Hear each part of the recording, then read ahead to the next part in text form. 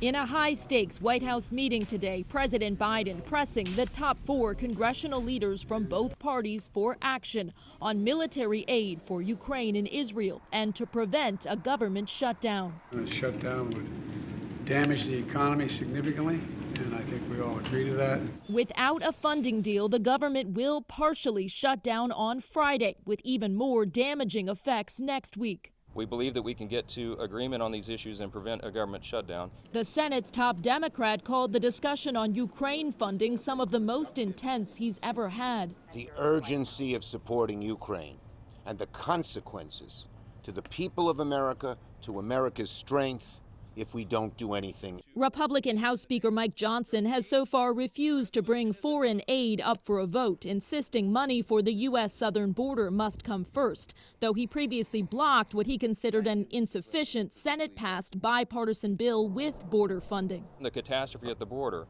is affecting everyone, and it is top of mind for all the American people. Voters are at the polls in Michigan today, where a separate issue poses a key test for President Biden. Some progressives urging Democrats to vote uncommitted to protest the president's handling of the Israel-Hamas war. To put that pressure on the current administration to call for a ceasefire. My national security advisor tells me that we're close, and my hope is by next Monday we'll have a ceasefire. On the Republican side, former President Trump expected to claim another victory over Nikki Haley in a critical battleground state. In Washington, Alice Barr, NBC News.